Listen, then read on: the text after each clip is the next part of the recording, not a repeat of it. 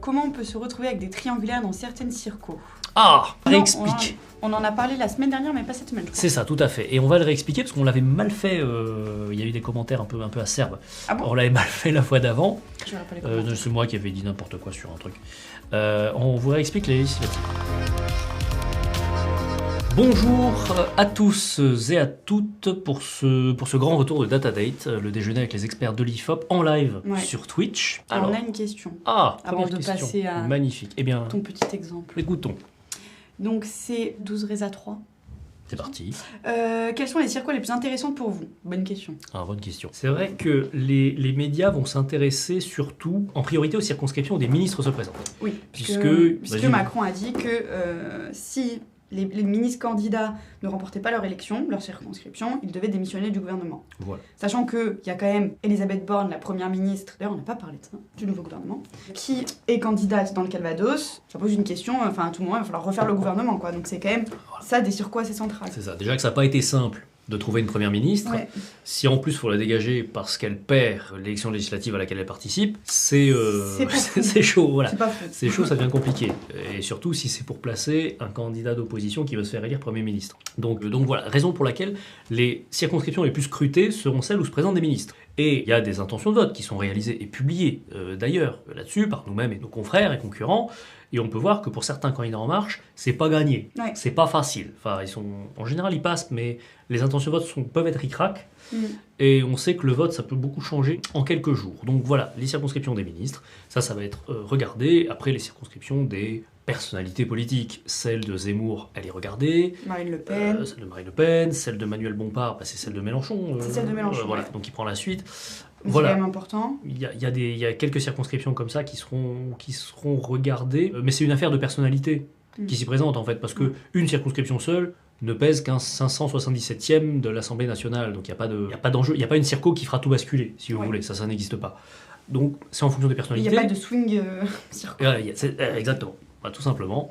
Il n'y a pas de ça. Il y a eu, je sais pas combienième, 4e des Français de l'étranger, Espagne, Portugal, celle de Valls. Je sais pas la combienième c'est. Voilà. Celle-là, elle était regardée. Mais pas d'avis politique, pardon, pas d'avis politique. Voilà, c'est la turbolouse pour quelqu'un, mais... une autre question, je crois. Oui, de Sirio. Qu'en est-il des moyens, c'est vrai qu'on n'en a pas parlé, pour recueillir les intentions de vote dans chaque circo et leur fiabilité? Alors, les intentions de vote faites dans chaque circonscription, donc c'est ce dont on parle. Vous savez, on vient de rendre celle dans la circonscription de Damien Abad, on en a fait d'autres. Je crois qu'on a fait toute la semaine, là. Tous les jours, cette semaine, il y en a une qui tombe. Comment ça se fait? Ça se fait de manière très cadrée et habituelle. Pas simple. Non, pas simple. Alors, je reviendrai là-dessus, mais la méthode en elle-même, c'est la même que quand on fait des sondages pour les élections municipales, par exemple. Ou même régionales, et même présidentielles. En fait, c'est le même canevas, sauf que pour la présidentielle, on interroge un échantillon qui est censé être représentatif de l'ensemble de la population française, donc on va taper partout en France, et puis l'INSEE nous dit, en France, il y a tant de jeunes, tant de vieux, tant d'hommes, tant de femmes. Donc on se sert de ces stats pour faire un échantillon, une miniature de tout ça. Ce qu'on a eu l'occasion d'expliquer à maintes reprises dans de précédents numéros de DataDate, et si vous voulez, on peut faire une incise là-dessus à la fin, pour détailler. Parce que ça, on n'a aucun problème à expliquer la méthode, mais juste, c'est long, en fait, donc on n'a pas toujours le temps de le faire. Mais en gros, c'est une méthode de quota, comme pour un sondage basique. Voilà. Sauf qu'au lieu de faire ça sur la France entière, pour des municipales, on fait ça dans une commune, on va toujours voir l'INSEE qui nous dit que dans telle commune, il y a tant de jeunes, tant de vieux, tant d'hommes, tant de femmes, et quand on subdivise les quartiers, il y a tant de gens dans le quartier pauvre, tant de gens dans le quartier riche, je prends un exemple, donc on va faire en sorte que l'échantillon qu'on interroge soit une reproduction de tout ça. Fidèle, au point, pour pas avoir, si on a trop de gens riches et que, on donne En Marche gagnant, dis donc, sans déconner. Voilà, pour cette raison qu'il faut que les riches, on les ait au bon poids et les pauvres au bon poids. C'est un exemple sur ça, mais ça peut être une femme, jeune, vieux. Tout cela pèse de manière égale. Et donc, ça, on le fait pour une municipale. Pour une circonscription, c'est pareil. Pour les législatives, on fait ça à l'échelle de la circonscription. Sauf que, ce qui est pas simple, comme on l'a dit juste avant, c'est que les circonscriptions, c'est nawak, en termes de constitution, de délimitation. Une circonscription, c'est quasiment jamais une commune. À part dans le rural, quoi. Voilà, et encore, non, c'est plusieurs communes. C'est plusieurs communes. Alors là, c'est simple, il suffit d'additionner les stades des communes. C'est facile. Le circo rural. Voilà, merci. Mais quand votre circonscription, elle agrège des communes entières, puis un bout d'une commune, et il faut le définir, ce bout. Parce que c'est pas parce qu'il y a 20% du territoire de la commune qui est dans la circonscription que vous allez dire, je prends la grande commune et je prends 20% des jeunes, des vieux, des hommes, des femmes, puis je les mets dans ma circo. Non, ça marche pas comme ça, parce que si les 20% du territoire de la commune que vous agrégez à la circonscription c'est le quartier pauvre par exemple, ça a un impact sur ce que vont répondre les gens politiquement, forcément. Donc ça c'est compliqué. Mais à l'IFOP on est très fort, et je pense qu'on a parmi les meilleurs moyens de recouper ça. En gros on est allé chercher l'info à la maille la plus petite possible, qui est le quartier Iris, même en dessous, et en gros, on a pris toute la France et on a dit chaque quartier, chaque pâté de maison, il est dans cette circonscription. On le sait, on l'a vérifié, etc. Et ce faisant, on regarde, on a les stats hommes, femmes, jeunes, vieux, etc. à l'échelle de chaque petit morceau comme ça. Et donc on agrège tous les petits morceaux qui composent une circonscription. Donc pour répondre à la question de manière concise, sérieux, la méthode appliquée aux intentions de vote législatives est rigoureusement la même que dans toutes les intentions de vote, qu'elles soient municipales, régionales ou nationales. La seule difficulté, ça va être de trouver les statistiques publiques et réelles pour nous donner la constitution de la population des circonscriptions, parce que ça ne recoupe pas les communes, etc. Et à l'IFOP, on s'est bien cassé à obtenir cette grille de correspondance pour pouvoir faire ces stats-là. Et dans tous les sondages qu'on rend à l'échelon local, il y a cette fameuse notice à la commission des sondages, commission des sondages qui surveille tout ce qu'on fait et qui, paf, pend sur le bec quand on fait mal les choses. Sur son site. Jamais. Non, parce qu'on fait toujours bien les choses. Voilà. C'est pas le cas de tous les concurrents. Ou wannabe concurrents. Toi-même, tu sais. Donc, sur le site de la commission des sondages, vous trouverez une notice qui explique la méthode employée, et vous verrez notamment les statistiques, sexe, âge, profession, etc., de l'échantillon. Voilà, vous verrez qu'on l'invente pas, ce truc, on le sort pas de notre poche.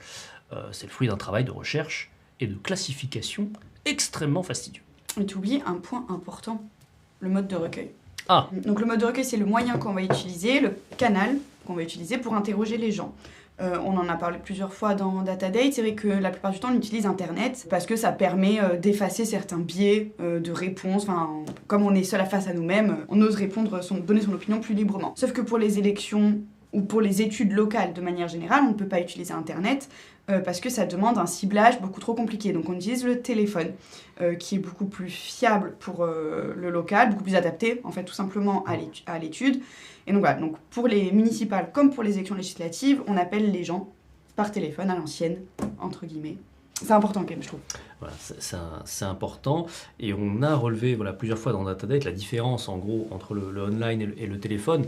Le online est beaucoup critiqué par la recherche en disant c'est des sondages rémunérés, les gens répondent n'importe quoi, ils se font passer pour tant, ils le font pour gagner des cadeaux, etc. Bon, c'est des reproches qui ont vécu. C'est-à-dire qu'aujourd'hui, les intentions de vote les plus fiables à l'échelle nationale sont les intentions de vote faites online parce que tout simplement, comme l'expliquait Louise, les gens sont libres de répondre ce qu'ils veulent. Il n'y a pas d'enquêteur à l'autre bout du fil qui va les juger. Donc quand vous demandez aux gens à la dernière élection pour qui avez-vous voté, quand vous demandez ça online, vous avez vos 24% qui ont voté Marine Le Pen, ils le disent. Pas de problème. Vous posez la même question, même échantillon par téléphone, vous ne l'avez pas à 24, vous l'avez à 12. Voilà. Parce que les gens, oui, j'ai voté Marine Le Pen. En fait, il y en a quelques-uns, mais des gens prêts à l'avouer face à un enquêteur qui, on va parler des stigmates de la sociologie politique, mais si l'enquêteur ou l'enquêtrice a peut-être un parler ou un accent, quelque chose dans son élocution qui peut suggérer chez le répondant que cette personne appartient à tel quartier ou autre chose, ça a une influence aussi. Ça ne pousse pas à l'électeur Rassemblement National à dire qu'il a voté Marine. Donc ça, c'est un biais. C'est pour ça que les sondages online sont, je le dis, de manière générale, plus fiable. Maintenant, à l'échelon local, on n'a pas le choix, on fait du téléphone. Il faut arbitrer, c'est là qu'on voit que l'outil n'est pas parfait, on arbitre, on essaie de faire on va faire du téléphone et on compense les biais, parce qu'en fait, il y a 2 fois moins de gens qu'en vrai qui vont nous dire qu'ils ont voté Front National ou Rassemblement National. Mais comme on le sait, on peut...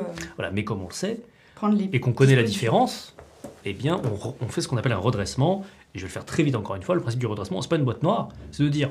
Je veux que mon échantillon soit représentatif. J'ai fait mes quotas et tout, j'ai moitié d'hommes, moitié de femmes, moitié de jeunes, moitié de vieux, j'ai la bonne proportion de mon échantillon qui vient de chaque quartier, ça c'est nickel. Par contre, quand je demande aux gens, vous avez voté pour quoi la fois d'avant, j'ai 2 fois moins d'extrême droite que la réalité. Ah bah merde, c'est ballot.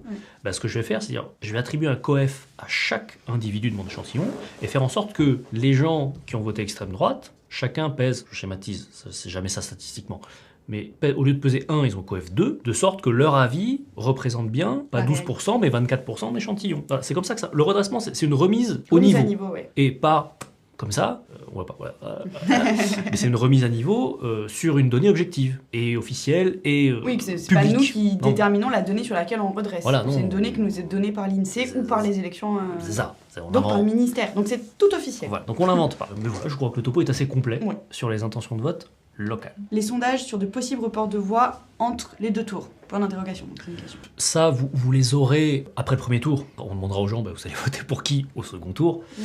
Cela dit, on pourra vous donner à l'échelle nationale, comme là en fait, une agrégation nationale du coup des bulletins. Donc vous allez voir que les électeurs LR du premier tour, quand il n'y a pas de qualif LR au second, est-ce qu'ils vont plutôt chez En Marche ou plutôt chez Zemmour, par exemple? C'est un vrai dilemme qui se pose à cet électorat. Ça, on peut vous le sortir. Ça vous dit pas qui sera élu à la fin. Non.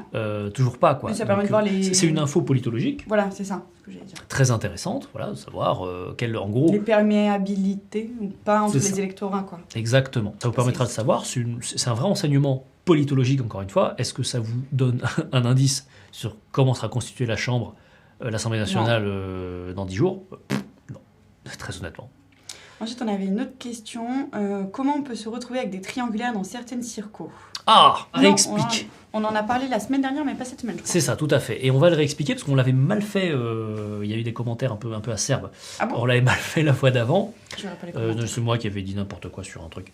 On vous réexplique les législatives. Élection législative, premier tour, donc tous ceux qui veulent se présenter, ils se présentent, premier tour. Compétition électorale. Si un candidat a 50% des voix plus une voix, il gagne. C'est plié, il n'y a pas de second tour. Ensuite, vous avez un candidat en tête qui n'a pas la majorité. Il n'a pas la majorité, il faut organiser un second tour. Donc on prend le deuxième, quel que soit son score. Deuxième pour organiser un second tour, parce que tu ne fais pas un second tour à un mec. C'est pas possible. Ouais. Bon, maintenant, il y a ce qu'on appelle un seuil de qualification.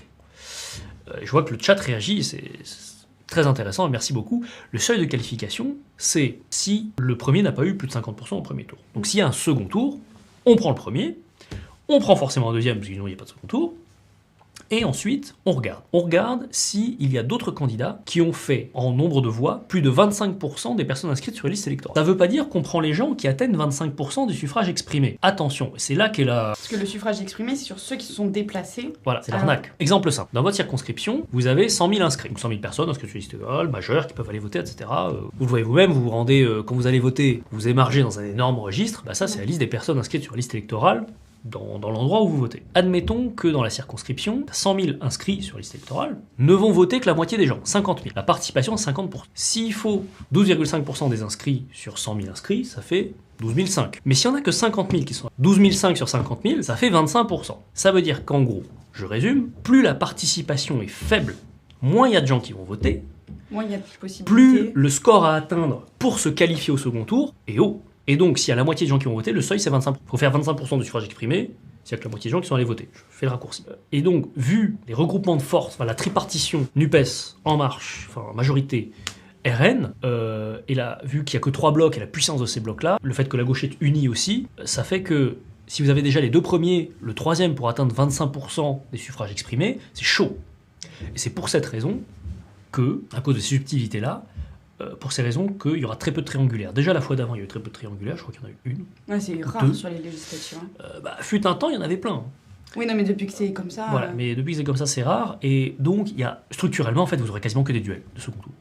Et ce qu'on s'était dit au début du live, c'est que si vous avez que des duels et que En Marche est dans ces duels, ils sont favorisés parce qu'ils sont centraux sur l'échelon, sur l'échiquier politique, et que suivant qui ils affrontent, Ils peuvent bénéficier d'un plus des fort voix report de voix, des autres gens. pour le coup. Voilà. C'était cela. C'est compliqué. C'est vrai que c'est compliqué cette règle. Hein, L'enfer. Merci à tous. À bientôt. On Oui, dit ça c'est bien, c'est bien, c'est bien. À bientôt.